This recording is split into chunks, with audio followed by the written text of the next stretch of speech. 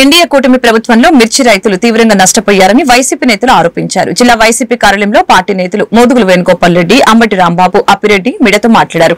గిట్టుబాటు ధర రాక రైతులు రోడ్డున పడ్డారని చెప్పారు. రైతుల బాధలు తెలుసుకునేందుకు బుధవారం వైసీపీ అధినేత జగన్ గుంటూరు మిర్చి యార్డుకి వస్తారని చెప్పారు. మిర్చి రైతులందరూ కూడా తరలి రావాలని పిలుపునిచ్చారు. అందరికీ నమస్కారం.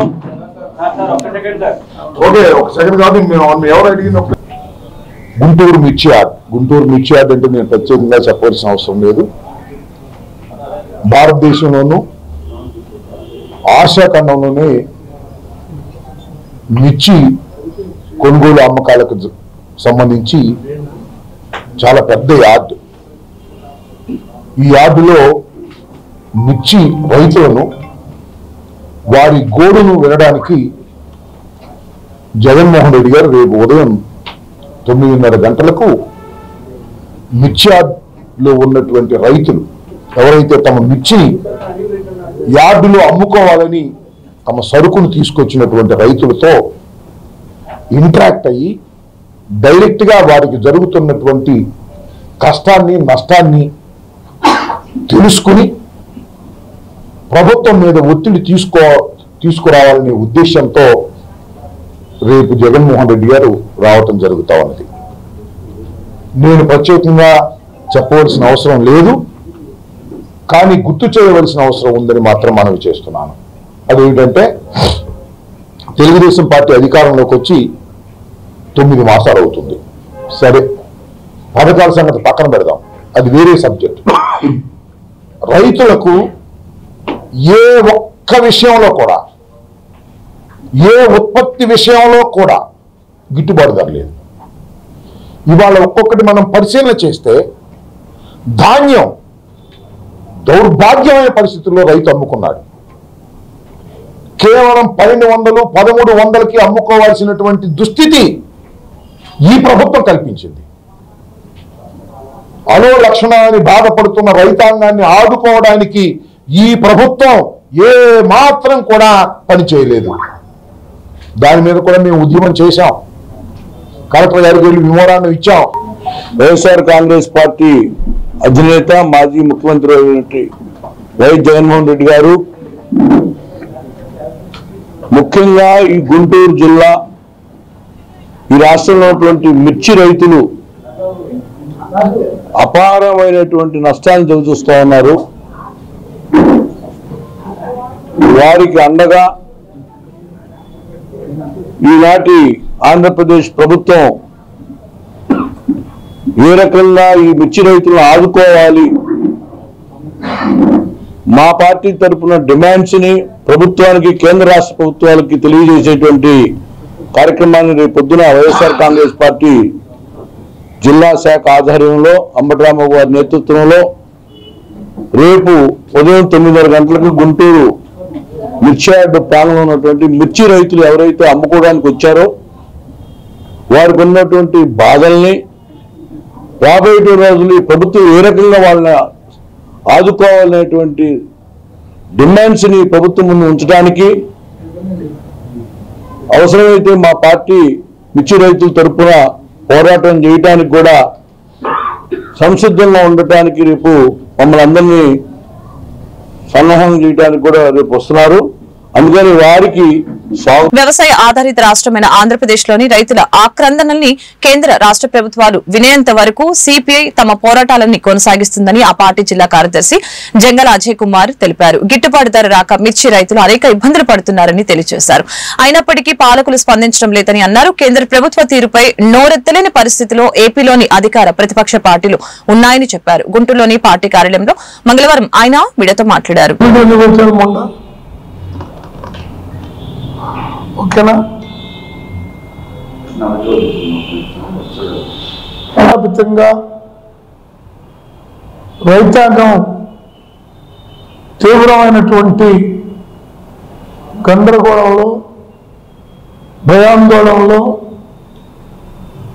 ఆత్మహత్యలు చేసుకునేటటువంటి వైపున ప్రయాణం సాగుతూ ఉంది.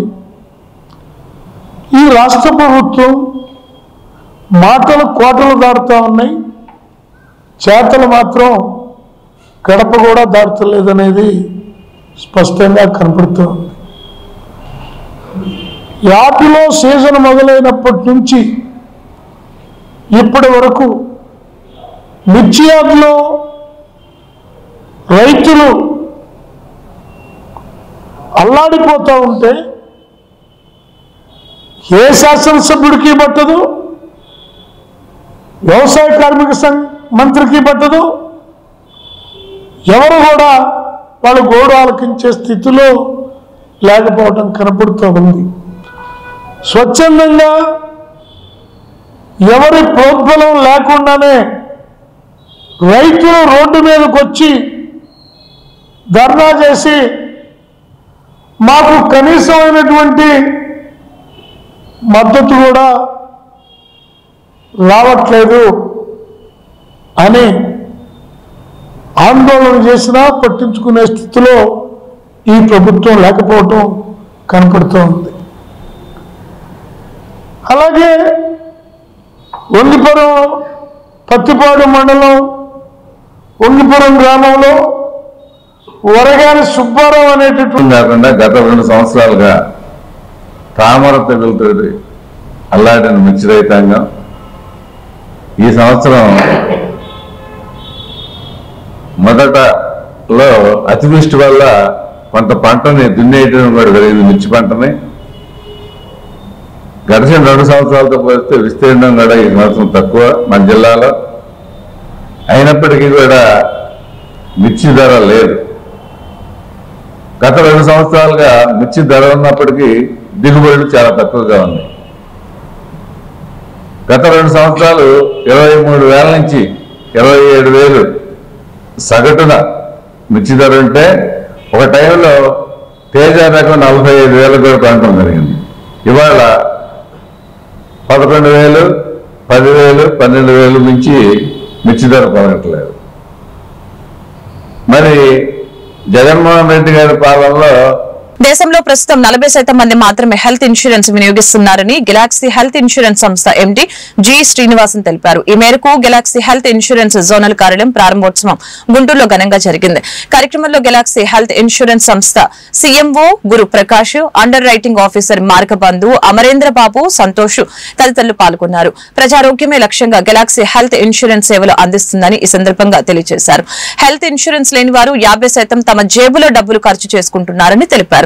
హెల్త్ ఇన్సూరెన్స్ తీసుకున్న కుటుంబాలకు ఎంతో మేలు జరుగుతుందని అన్నారు. వడ్డీలు అప్పుల బారిన పడకుండా ఉండటానికి హెల్త్ ఇన్సూరెన్స్ ఉపయోగపడుతుందని సందర్భంగా తెలిపారు. భవిష్యత్తులో మరిన్ని ప్రొడక్ట్స్ వినియోగదారుల కోసం ప్రారంభిస్తున్నామని ఆయన వెల్లడించారు.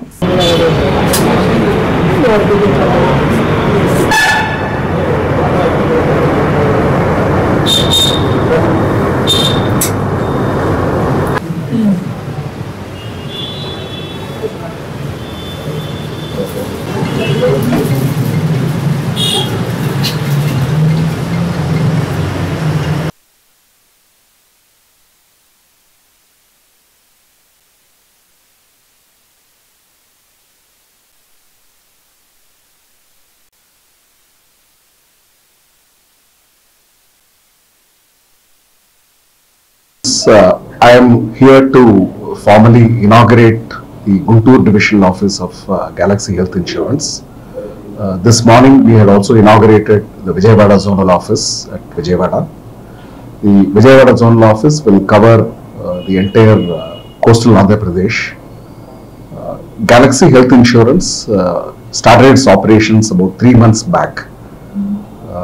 We had come out with our first product called Galaxy Promise, which has 3 variants called Signature, Elite and Premier. Galaxy Health Insurance has been promoted by 2 important persons and their families. One is the house of TVS. TVS is a business conglomerate in existence for more than 100 years, known for its customer service and also for ethical functioning. The other promoter is Mr. V. Jagannathan, who we call as the father of health insurance, who had started a standalone health insurance company about 18 years back and had really taken health insurance to very great heights.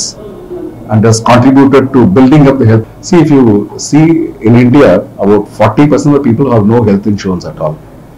There are a lot of people covered in government health insurance schemes. There also, the amounts are limited.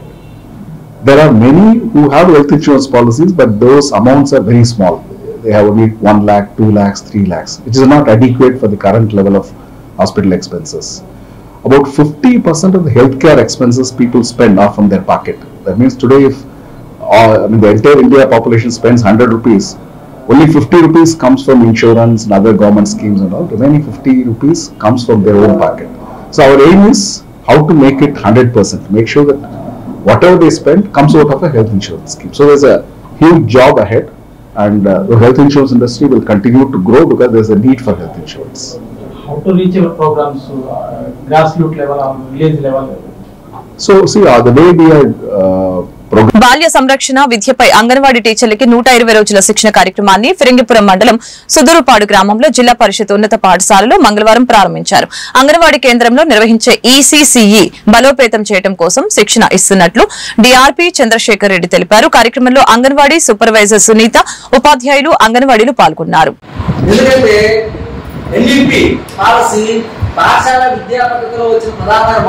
ముందు ఉన్న 10+2 పద్ధతిని 5+3+3+4 పద్ధతిగా అమలు చేయండి.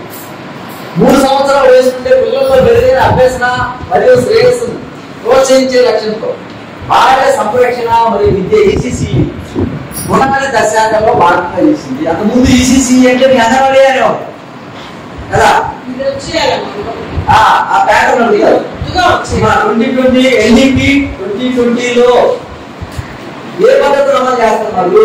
5+3+4. ఆ 5 అంటే ఏంది? ECC. అదే టైం ఏంది? ఈసీసీ.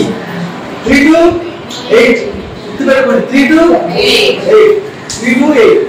దాన్ని ఫౌండేషనల్ స్టేజ్ అంటారు. ఏమంటారు? ఫౌండేషనల్ అంటారు.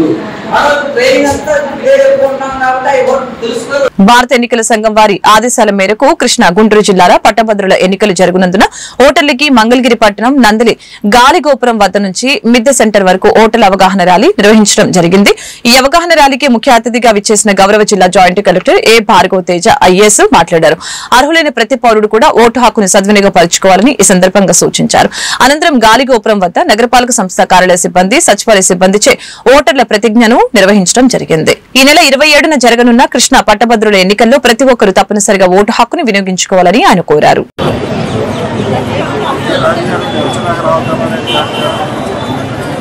అలాగే మంగళగిరి, తాడేపల్లి, దుగ్గిరాల వాళ్లకు స్వాగతం పలుకుతున్నాం. ఉన్నత అధికారులందరికీ కూడా స్వాగతం పలుకుతూ ఇప్పుడు ఈ సంస్థ కమిషనర్ గారికి కూడా స్వాగతం పలుకుతున్నాం. అలాగే ఏఆర్ఓ శ్రీమతి లక్ష్మీ కుమార్ గారికి కూడా స్వాగతం పలుకుతున్నాం. అలాగే స్వీప్ నోడల్ అధికారి భారతదేశ పౌరులమైన మేము ప్రజాస్వామ్యంపై విశ్వాసంతో లేదా ఎటువంటి ఒత్తిడులకు ప్రభావితం కాకుండా ప్రతి ఎన్నికలో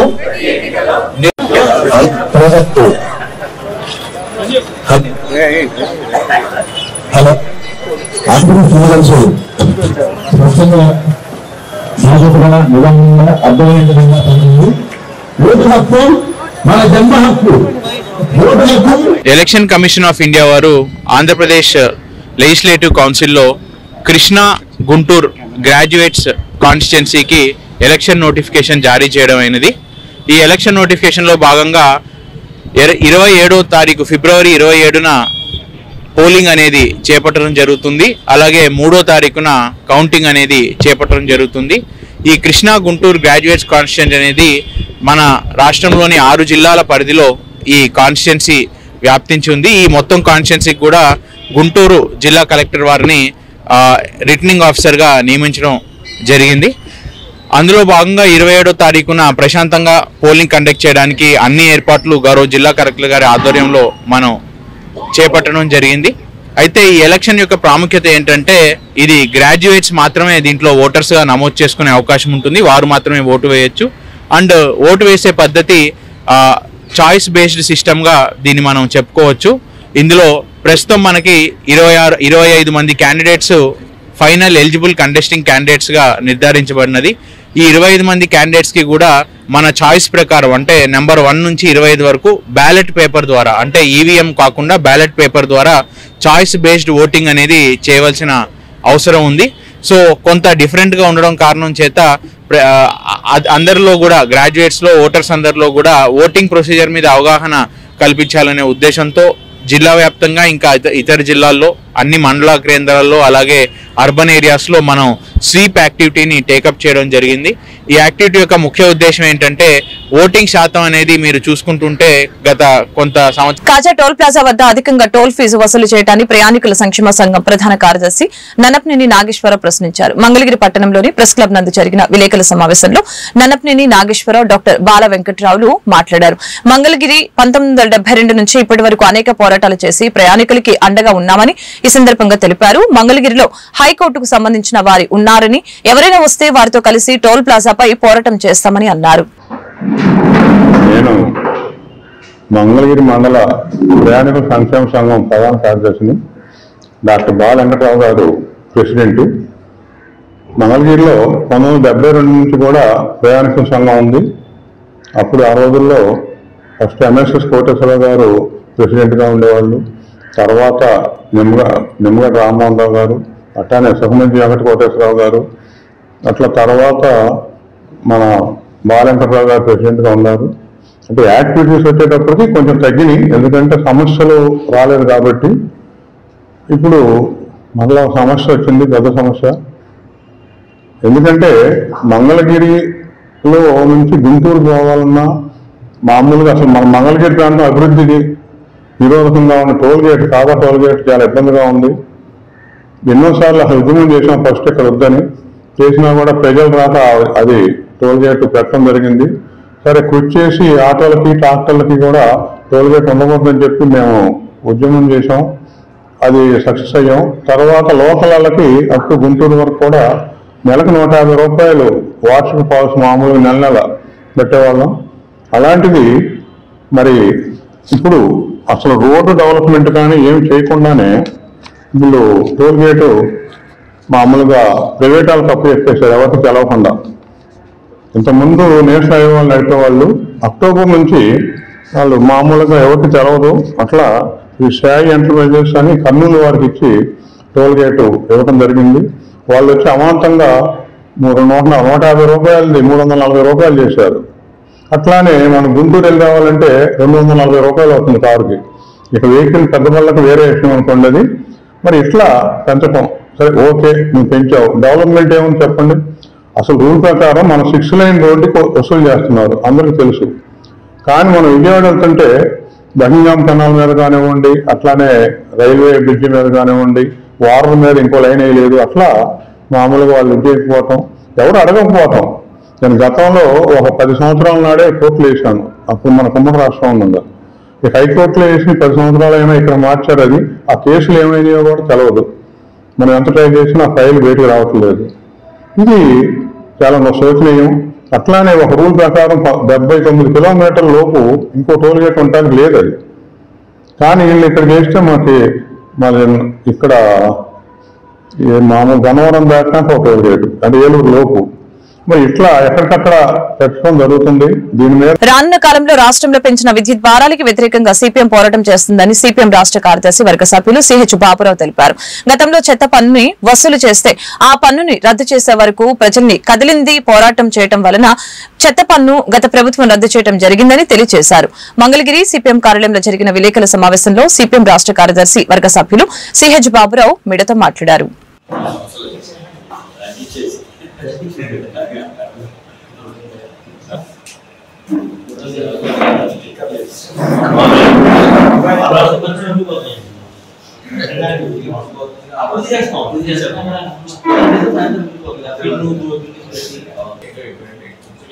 కూర్చోండి, మీరు కూర్చున్నారా? కూర్చోండి.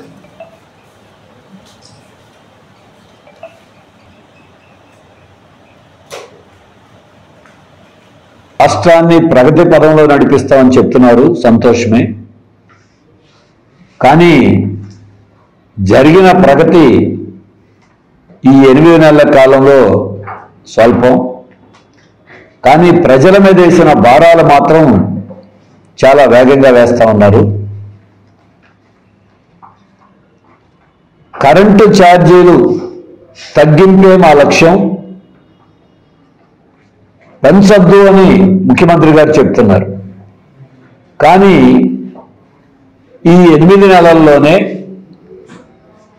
15,482 కోట్ల రూపాయలు విద్యుత్ సర్దుబాటు ఛార్జీల పేరుతో ఇప్పటికే జనం దగ్గర వసూళ్లు ప్రారంభించారు.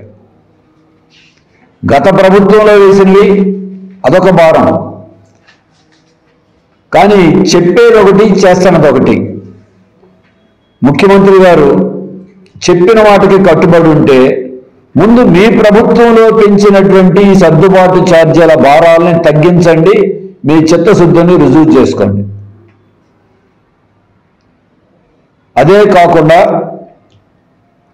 విద్యుత్ స్మార్ట్ మీటర్ల పేరుతో ఇప్పటికే వ్యాపార సంస్థలు, చిన్న మధ్యతరగతి వాటన్నిటికీ కూడా ప్రీపెయిడ్ స్మార్ట్ మీటర్లు బిగించారు. రాష్ట్రంలో ఉన్న 2 కోట్ల మంది విద్యుత్ వినియోగదారులు ప్రతి ఇంటికి కూడా స్మార్ట్ మీటర్లు పెట్టబోతున్నారు. ఈ స్మార్ట్ మీటర్ల భారం రాష్ట్ర ప్రజల మీద సుమారుగా మీటర్ల ఖర్చే 20,000 కోట్ల రూపాయలు ఉంటుంది. ఇది కూడా భారమే. కాబట్టి ఇన్ని రకాల భారాలు ప్రజల మీద వేస్తా ఏ భారాలు వేయలేదని చెప్తున్నారు. విద్యుత్ సుంకం ఇప్పుడు యూనిట్కి 6 పైసలు ఉన్నటువంటి విద్యుత్ సుంకాన్ని 100 పైసలు రూపాయికి పెంచుతూ గతంలో ఉన్న ప్రభుత్వం నిర్ణయం తీసుకుంటే దాన్ని హైకోర్టు కొట్టేసింది. ఇప్పుడు ఈ ప్రభుత్వం దానికి చట్టాన్ని సవరించి 6 పైసలు ఉన్న విద్యుత్ సుంకాన్ని రూపాయి 100 పైసలు వసూలు. మహాశివరాత్రి భారీ ప్రభలతో ముస్తాబవుతున్న నారాకోడూరు కువారి. గుంటూరు జిల్లా పొన్నూరు నియోజకవర్గం చేబ్రోలు మండలం నారాకోడూరు గ్రామం మహాశివరాత్రి సందర్భంగా గుడి చైర్మన్ శ్రీకాంత్ మరియు మండల టీడీపీ ప్రెసిడెంట్ మాట్లాడారు. తెనాలి సబ్ కలెక్టర్ వి సంజనా మేడం, చేబ్రోలు మండల తహసీల్దార్ శ్రీనివాస శర్మ, సబ్ కలెక్టర్ అన్ని డిపార్ట్మెంట్లకు తగు సూచనలు ఇవ్వడం జరిగింది. అందరికీ నమస్కారం. మనకి మహాశివరాత్రి దగ్గరకు వచ్చిన సందర్భంగా మన తెనాలి సబ్ కలెక్టర్ గారు అందరినీ పిలిచి కోఆర్డినేషన్ మీటింగ్ ఇప్పుడే జరిపించడం జరిగిందండి. వాళ్ళందరూ అందరి డిపార్ట్మెంట్ని పిలిచి ఎవరు ఏ డిపార్ట్మెంట్ ఎలా చేస్తున్నారో అన్ని పనులు వాళ్ళు చక్కగా అడిగి తెలుసుకొని వాళ్ళ సలహాలు సూచనలు ఇవ్వడం జరిగిందండి. అలాగే మా ఊర్లో ఉన్న వాళ్ళు పక్కన చుట్టుపక్కల ఉన్న వాళ్ళు కూడా వచ్చి వాళ్ళ సహాయ సహకారాలు అందిస్తారని తెలియజేయడం జరిగిందండి మేడం గారికి. అలాగే ఇప్పుడు మేము కూడా చిన్న కమిటీగా ఫామ్ అయ్యి వాలంటీర్లు మేము ప్రతి ఒక్క ఊరు నుంచి 5గురినో 10గురినో తీసుకుని వాళ్ళు ఇక్కడ జరగబోయే కార్యక్రమాలన్నీ దగ్గర నుంచి చూసుకొని ఏ భక్తులకి ఎవరికి ఏ ఆటంకాలు ఏమి జరగకుండా చూసుకుందామని మేడం గారికి చెప్పడం జరిగిందండి. వాళ్ళకి కూడా ఇప్పుడు ఏదైనా మీ సలహాలు ఏమైనా ఉంటే కనుక పర్సనల్గా వచ్చి కలవమని చెప్పడం జరిగింది. మళ్ళీ పోలీస్ డిపార్ట్మెంట్ వారు ఇవాళ రాకపోవడం కారణంగా సపరేట్గా వాళ్ళని పిలిచి వాళ్ళ వరకు సపరేట్గా మీటింగ్ పెట్టి అందరినీ పిలిచి మళ్ళీ ఏదైనా. అందరికీ నమస్కారం అండి. ఈరోజు మహాశివరాత్రి సందర్భంగా కోటస్వామి దేవాలయం వద్దకు వచ్చి మేమందరం కూడా ఈఓ గారికి అదేవిధంగా అన్ని డిపార్ట్మెంట్ అధికారులందరూ కూడా భక్తులకి ఏ విధమైన అసౌకర్యాలు ఉండి వాటన్నింటినీ కూడా నివారణ కోసం అధికారులందరూ కూడా ఏ విధమైన చర్యలు తీసుకోవాలని చెప్పి కూడా మా యొక్క సూచనలు అధికారుల దృష్టికి తీసుకెళ్లడం జరిగింది. మా యొక్క ప్రధానమైన ఉద్దేశం ఏంటంటే ఈ కోటస్వామి దేవాలయం పవిత్రమైన దేవాలయం, స్వామివారికి మహా అద్భుతమైన శక్తులు ఉన్నాయి. అలాంటి కోటస్వామి దేవాలయం దగ్గర వచ్చే భక్తులందరూ కూడా వారి యొక్క మనోభావాలు దెబ్బతీయకుండా వారందరికీ మంచి శీఘ్ర దర్శనము, దానితో పాటు భక్తులందరూ కూడా ప్రశాంతంగా స్వామివారికి దర్శనం చేసుకునేటట్టుగా, అదేవిధంగా ఎంతో మంది భక్తులు కొన్ని లక్షల రూపాయలతో ప్రభలు కట్టుకుని వస్తారు. ఆ ప్రభలు కట్టుకుని వచ్చే వారికి కూడా ఎలాంటి అసౌకర్యాలు కలగకుండా ముఖ్యంగా పోలీసు వారు అదేవిధంగా హెల్త్ వారు వీరందరూ కూడా భక్తులకు అందుబాటులో ఉండి వారందరూ కూడా తగిన ఏర్పాట్లు చేయాలని చెప్పి మా వంతు సహాయంగా భక్తులందరం కూడా ఈ పరిసర గ్రామాల్లో ఉన్న ప్రజలందరూ కూడా దేవాలయ అభివృద్ధి కోసం అదేవిధంగా మహాశివరాత్రి తిరునాళ్ళను అభివృద్ధి సక్సెస్ చేయడానికి మా వంతు సహాయ సహకారం అందిస్తామని చెప్పి తెలియజేస్తూ ప్రభుత్వ అధికారులందరూ కూడా అందరూ ఒకే కోఆర్డినేషన్ తో ఒకరొకరు సహకరించుకొని అందరూ కూడా కష్టపడి పనిచేసి ఈ మహాశివరాత్రి. ఈ వార్తలు ఇంతటితో సమాప్తం. మరొక బులెటిన్ మళ్ళీ కలుద్దాం. నమస్కారం.